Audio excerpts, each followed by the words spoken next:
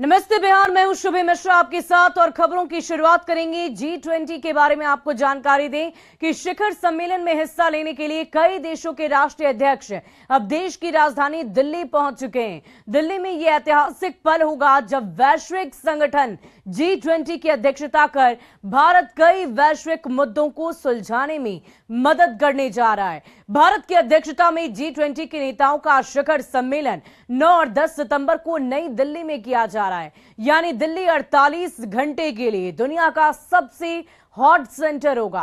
पूरी दुनिया की निगाहें भारत मंडपम पर होगी।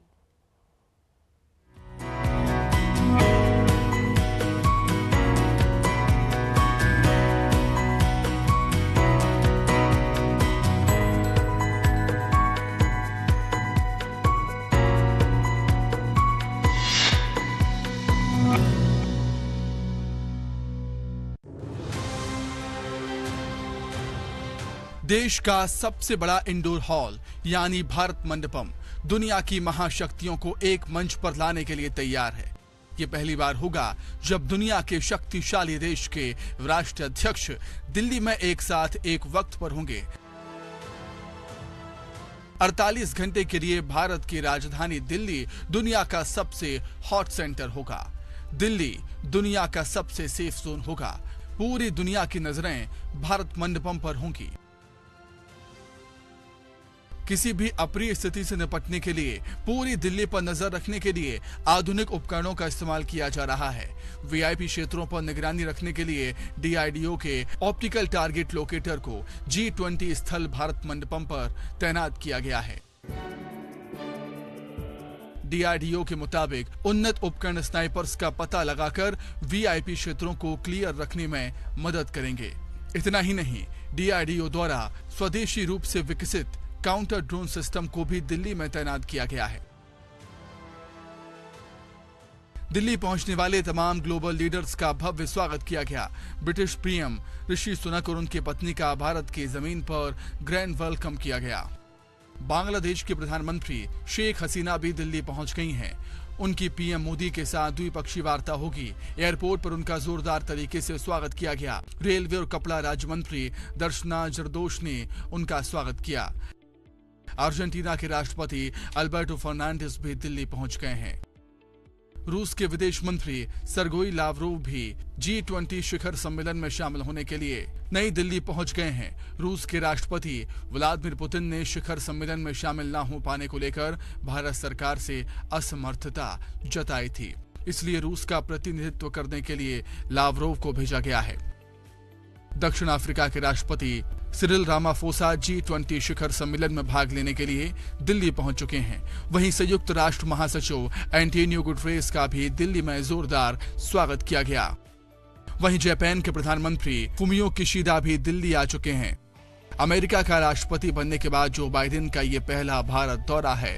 हालांकि वो वैश्विक मंचों पर प्रधानमंत्री मोदी से मुलाकात करते रहे हैं। उन्होंने जून में ही व्हाइट हाउस में पीएम मोदी की मेजबानी की थी। उनके साथ अमेरिका की फर्स्ट लेडी जिल बाइडेन भी भारत आने वाली थी, लेकिन कोरोना संक्रमित होने की वजह से वो नहीं आ रही हैं।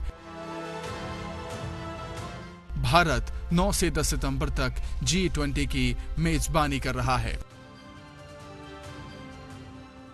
G20 के चीफ कोऑर्डिनेटर हर्षवर्धन श्रृंगला ने बताया है कि अपनी अध्यक्षता के दौरान हमने अपने देश के 60 विभिन्न शहरों में 220 से अधिक G20 बैठकों की मेजबानी होगी। We also have an immersive display which has again some of the best illustrations of every country that is a part of our G20 presidency. There will be a musical ensemble which will play in the background. This, of course, will represent again musicians from all parts of our country, but it will also include musical traditions of every nature. There will be a strong emphasis on technology, especially technology that is linked to digital public infrastructure.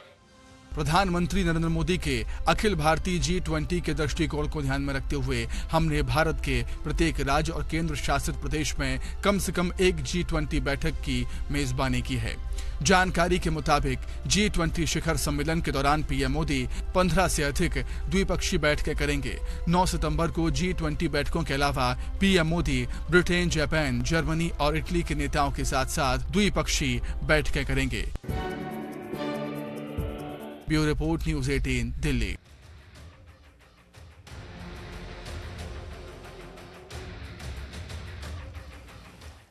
और इस पूरी खबर की अधिक जानकारी के साथ दिल्ली से हमारे संवाददाता अनूप गुप्ता इस वक्त हमारे साथ लाइव जुड़ चुके हैं। अनूप, क्या तैयारी की गई है? आज का दिन बहुत खास है पूरे देशवासियों के लिए।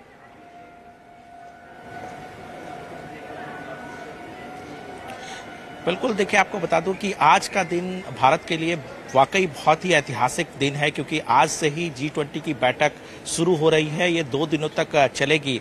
आपको बता दूं कि आज सुबह 9 बजे प्रधानमंत्री नरेंद्र मोदी खुद भारत मंडपम पहुंचेंगे और उसके बाद जो राष्ट्राध्यक्ष के आने का सिलसिला है वो सुबह 9:30 बजे से शुरू हो जाएगा, जो कि 10:30 बजे तक चलेगा। प्रधानमंत्री नरेंद्र मोदी खुद सभी राष्ट्राध्यक्षों को यहाँ रिसीव करेंगे और पहला सेशन जो है वो 10:30 बजे शुरू होगा। वन अर्थ उस सेशन का थीम दिया गया है, जो कि 10:30 से 1:30 बजे तक चलेगा। उसके बाद 1:30 से 3 बजे तक जो है वो समय रखा गया है लंच के लिए। इसके अलावा जो दूसरी बैठकें होंगी उसके लिए रखा गया, और उसके बाद 3 बजे जो है वन फैमिली थीम पर दूसरा सेशन जो है वो शुरू होगा, जो कि 3:45 बजे तक चलेगा। और उसके बाद फिर बायलैटरल टॉक होंगे और उसके बाद बैठक होगी। कह सकते हैं कि भारत के लिहाज से ये जो G20 की बैठक है वो काफी अहमियत रखती है। जब से इनकी अध्यक्षता हुई है, आपने देखा कि कई बैठकें दूसरे राज्यों में हुई है, जो कि अपने आप में ऐतिहासिक है। इतने बड़े स्तर पर किसी भी देश ने बैठक नहीं की है। जहां तक इस बैठक के एजेंडे का सवाल है, तो वाकई जिस तरीके से प्रधानमंत्री नरेंद्र मोदी ग्लोबल साउथ की बात करते हैं, यानी कि विकासशील देशों की बात करते हैं, विकासशील देशों के हित की बात करते हैं, तो जाहिर सी बात है कि इस बैठक में भी प्रधानमंत्री नरेंद्र मोदी का फोकस होगा कि किसी तरीके से विकसित देश और विकासशील देशों के बीच में जो एक दूरी बनी हुई है उसको पाटने की कोशिश। और जिस तरीके से कोरोना के बाद जो स्थितियां बदली हैं, जिस तरीके से कई देश जो है वो आर्थिक संकट से जूझ रहे हैं, तो कहीं ना कहीं ये जो विकसित देश है किस तरीके से उनकी सहायता करे, क्योंकि अगर इस विकास की दौड़ में अगर कुछ देश अगर पीछे रह जाते हैं तो इसका असर दूसरे देशों में भी पड़ता है। तो जाहिर सी बात है कि इस बैठक में तमाम मुद्दों पर, चाहे वो आर्थिक संकट का मामला हो, आर्थिक विकास का मामला हो, या फिर समावेशी विकास का मामला हो, इसके अलावा जलवायु परिवर्तन हो, इन तमाम मुद्दों पर इस बैठक में 2 दिनों तक चर्चा होने वाली है। वाकई अनूप, ये दिन भी बहुत खास है, ऐतिहासिक भी है, और साथ ही साथ इन बैठकों में जो चर्चा होगी वो भी बहुत खास है पूरे विश्व के लिए, पूरे देश के लिए। अनूप, ये बताइए कि ये जो तैयारियां की गई है G20 को लेकर, वो क्या कुछ की गई है? एक झलक उधर भी दिखाइए, और साथ ही ये भी बताइए कि सुरक्षा के लिहाज से कैसी तैयारी है। 50 कुर्सियों वाली, हाँ, ये 50 कुर्सियों वाला ब्रीफिंग रूम छावनी में तब्दील कर दिया गया है। लेकिन आपको सीधी तस्वीर दिखाते हैं, ये भारत मंडपम है। भारत मंडपम कह सकते हैं कि पूरी दुनिया के सबसे ज्यादा कह सकते हैं कि आधुनिक तरीके से ये भारत मंडपम बनाया गया है। इंटरनेशनल कन्वेंशन सेंटर है, और इसी कन्वेंशन सेंटर में जो है वो बैठक होगी। ये 2 दिनों तक की बैठक चलेगी। ये काफी अहम है। और देखिए, जिस तरीके से हमने इस बात का जिक्र किया कि न केवल आज और कल की बैठक, बल्कि जिस तरीके से पिछले दिनों देश के तमाम जगहों पर बैठक चली है, भारत की कोशिश थी कि सभी राज्यों की जो अनुपम और भी जानकारी आपसे लेंगे, आपको रोकेंगे, लेकिन इस वक्त अपने दर्शकों को भारत मंडपम के अंदर की तस्वीर हम दिखाना चाहेंगे कि वहाँ क्या कुछ हो रहा है। बिल्कुल, तो ये नॉर्मली ये है, आप यहाँ पे सारा डिटेल है कि आपकी लोकेशन कहाँ पे है। यहाँ पे हर जगह पे आपको लोकेशन मिल जाएगी, टच स्क्रीन है पूरा, हाँ, आपकी लोकेशन पता लग जाएगी। अगर आप कहीं ऐसी जगह पे हैं जो कि पहचान नहीं पाते हैं, इंटरनेशनल मीडिया है, बहुत ज्यादा फेमिलियर नहीं है, तो अगर आप कहेंगे कि हम लोग विंध्या के सामने खड़े हैं, तो वो किसी दूसरे कियोस्क से भी इसको सर्च करके इसको आराम से देख सकते हैं। अगर देख पा रहा हो तो ये इंटरनेशनल मीडिया सेंटर यहाँ पर अभी हम हैं। अभी हमारी लोकेशन ये है। हाँ, अभी हमारी लोकेशन यहाँ पे है और ये देखिए इसमें आपको दिखा रहा है कि ये डाइनिंग एरियाज कहाँ पे, आपको यहाँ से चल के, अगर आप यहाँ पे हैं तो यहाँ से चल के आपको यहाँ जाना है इस दिशा में, तो आप डाइनिंग एरिया पे पहुंच जाएंगे। जो चीज आप प्रेस कीजिए वहां पर आप पहुंच सकते हैं। और ये जो है सब जगह लगा है, हर कोने में लगा हुआ है, हर कॉर्नर में इसी तरीके की कियोस्क, क्योंकि यहाँ पे मीडिया, अब क्योंकि हमें वहाँ पे अलाउ नहीं है, तो जितनी भी बड़ी बड़ी स्क्रीन यहाँ पे लगाई है, यहाँ पे जो भी मीटिंग्स होंगी वो लाइव विजुअल यहाँ पे मीटिंग से होंगे।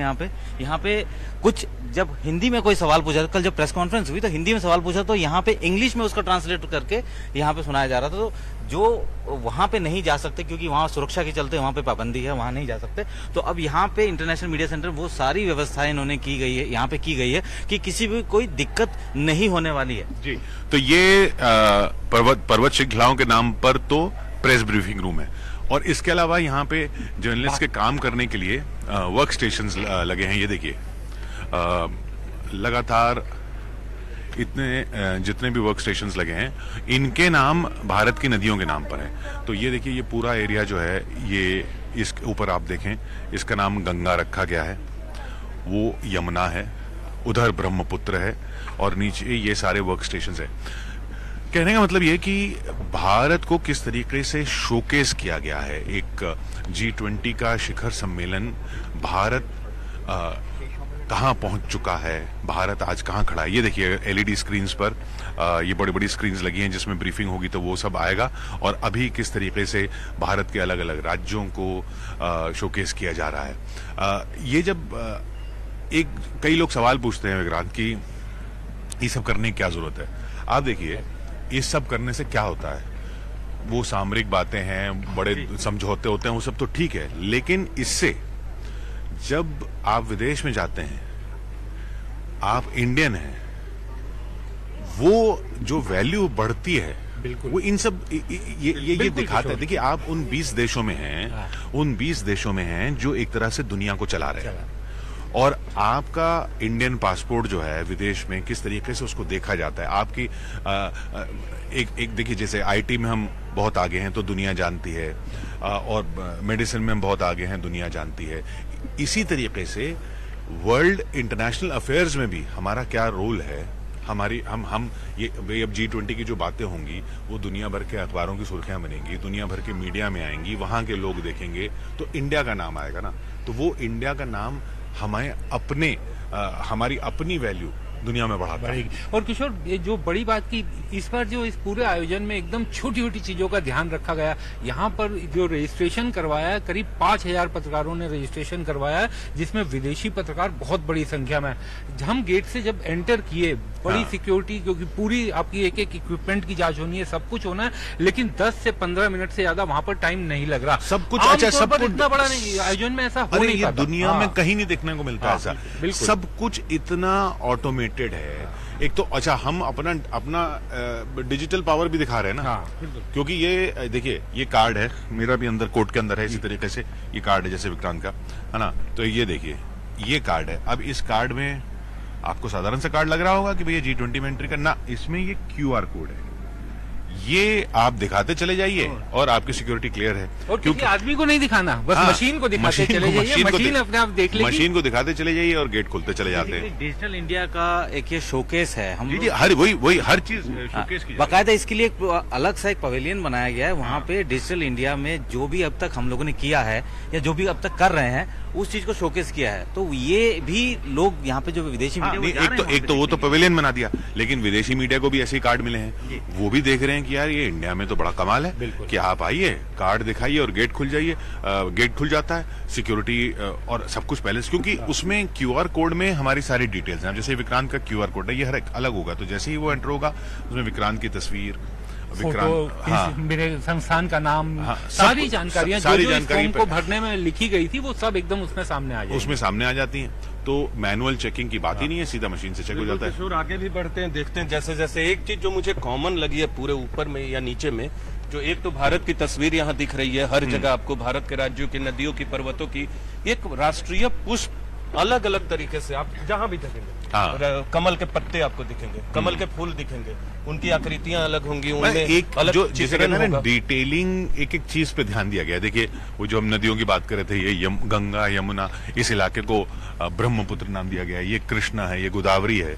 ये ओपन लाउंज है किशोर, ये ओपन लाउंज है। वर्क स्टेशंस के बीच में ओपन लाउंज रखा गया है कि बीच में आपको कभी कुछ काम करते हुए आप थक गए, रिलैक्स करना चाहते हैं, क्योंकि 2 लंबे दिन आपको यहाँ पर बिताने हैं, 2 दिन तक यहाँ पर रहना है, तो किसी भी तरह की दिक्कत ना हो, एकदम वर्ल्ड क्लास अरेंजमेंट यहाँ पर पत्रकारों के लिए भी किया गया है। और एक अभी हम लोग आगे जहाँ बढ़ रहे हैं किशोर, वो प्रतीकात्मक तौर पे, फिजिकल तौर पे तो जहाँ नेता मिलेंगे, जहाँ मौजूद होंगे वो जगह होगी प्लेनरी हॉल, लेकिन अभी प्रतीकात्मक तौर पे इस तरह के जो झंडे हैं ये 43, इनकी भी एक अलग कहानी है। खास तरीके से इन्हें रखा जाता है। जी बिल्कुल एक खास इलाके में, बिल्कुल ही खास इलाकों में हम इलाके में पहुंच चुके हैं। ये खास इलाके आपको दिखाएंगे, लेकिन उससे पहले एक बार देख लेते हैं कि कल रात जो राष्ट्रपति बाइडेन पहुंचे और प्रधानमंत्री मोदी के साथ उनकी 1 घंटे भर की मुलाकात हुई, उससे क्या खबरें निकल के आ रही है।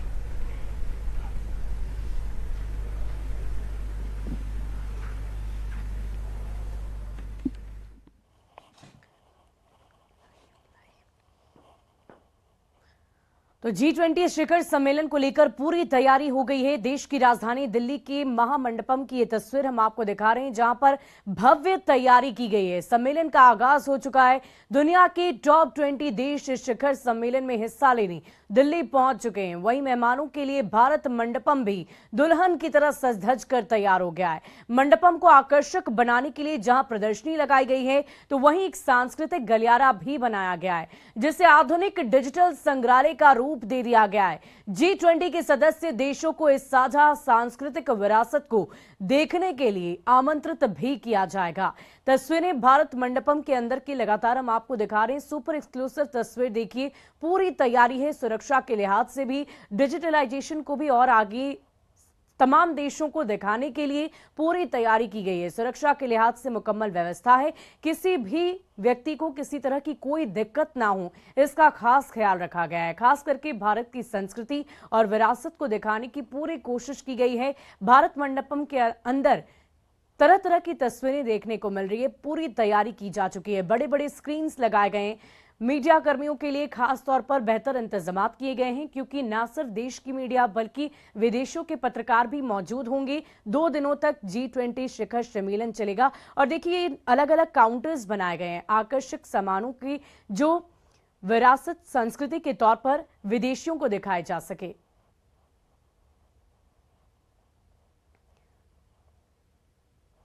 और दिल्ली में G20 शिखर सम्मेलन आज से शुरू हो रहा है। G20 देशों के राष्ट्र प्रमुख की पत्नियों को कश्मीर की पश्मीना से बने कपड़े भी दिखाए जाएंगे। किस तरह का है ये स्टॉल, इसका जायजा लिया संवाददाता विनीत ने। G20 लीडर्स समिट का आगाज हो चुका है और शनिवार और रविवार को भारत मंडपम में इसकी बैठक होगी। आपको बता दें, हमारे पीछे भारत मंडपम है, जो इस वक्त जगमगा रहा है। तमाम लेजर लाइट से, अलग अलग रंगों से सज गया है भारत मंडपम। और सामने आप देख पा रहे होंगे नटराज की बड़ी सी मूर्ति, जो जिसको लेकर काफी चर्चा भी थी पिछले दिनों। और उसके साथ में जो तमाम मुल्कों के झंडे हैं, जो उनके ध्वज हैं, वो आपको वहां पे लाइन में सामने नजर आएंगे। तो फिलहाल जो माहौल रात का है वो एकदम अलग है यहाँ भारत मंडपम में। और कल इसकी शुरुआत होगी जब यहाँ पर दुनिया के 20 बड़ी इकोनॉमीज के लीडर्स एकजुट होंगे दुनिया के बड़े मसलों पर बात करने के लिए, वो भी तब जब भारत G20 की अध्यक्षता कर रहा है। शैलेंद्र वांगू, न्यूज 18 नेटवर्क, नई दिल्ली। और G20 की बैठक में डेलीगेट्स की पत्नियों की खरीदारी के लिए खास तौर पर इंतजाम किए गए हैं। अलग अलग राज्यों के विशेषताओं को समेटे स्टॉल लगाए गए हैं। MP की चंदेरी, महेश्वर के बने कपड़ों के लिए भी शॉपिंग के खास इंतजाम किए गए हैं। आयोजन को भव्य बनाने की पूरी कोशिश की जा रही है, पूरी कवायद की जा रही है। और इसी कड़ी में जब G20 देश के हेड ऑफ स्टेट्स के स्पाउस आएंगे तो उनके लिए भी कुछ विशेष व्यवस्था की गई है। और यहाँ पर कई स्टॉल्स लगाए गए हैं जहां पर आकर के लोग खरीदारी कर सकते हैं। यहाँ पर आप देख सकते हैं कि विभिन्न तरह के जो स्टूल्स हैं वो लगाए गए हैं। इन स्टूल्स के बारे में या इन प्रोडक्ट्स के बारे में हम जानने की कोशिश करेंगे। सर, आप जो है ये अब हमें बताइए कि कहाँ की ये प्रोडक्ट्स हैं और में क्या कुछ व्यवस्था की गई है। जब हेड ऑफ स्टेट्स के स्पाउसेज आएंगे तो उनको क्या क्या आप दिखाएंगे? जी नमस्ते, मेरा नाम सिद्धार्थ सहगल है और मैं गर्व से स्टेट ऑफ कश्मीर को रिप्रेजेंट कर रहा हूं। और स्टेट ऑफ कश्मीर में हमारी खूबी है पश्मीना, जिससे हम सब जाने जाते हैं। तो हमने हेड ऑफ स्टेट्स एंड उनकी वाइफ्स के लिए ब्यूटीफुल इंडिगो पश्मीनाज, हैंड पेंटेड पश्मीनाज। तो अब अगर आप हमें दिखाएं में जो इंडिगो पश्मीना की बार अगर हम बात करें तो क्या कुछ है, बताइएगा हमें। ये प्योर इंडिगो कलर्स आते हैं जो कि आंध्र प्रदेश से हमने इंक्स लेते हैं और इसके ऊपर हम इसको फाइन डिजिटल प्रिंट्स करते हैं और हैंड प्रिंट्स करते हैं। और हमारी खूबी ये है कि ईच एंड एवरी पश्मीना हम लोग ऑथेंटिक GI टैग के साथ दे रहे हैं, जो कि बिल्कुल ही ऑथेंटिक पश्मीना माना जाता है कश्मीर का। उसके अलावा हम लोग फोकस कर रहे हैं यहाँ पे ब्यूटीफुल हैंड एम्ब्रॉयडरीज जो 3-3 साल लगते हैं बनने में एक एक कारीगर को, तो हम उसको यहाँ पे रिप्रेजेंट कर रहे हैं। और उसके अलावा हम लोग वहाँ की ब्यूटीफुल कहानी को रिप्रेजेंट कर रहे हैं जो कश्मीर की है।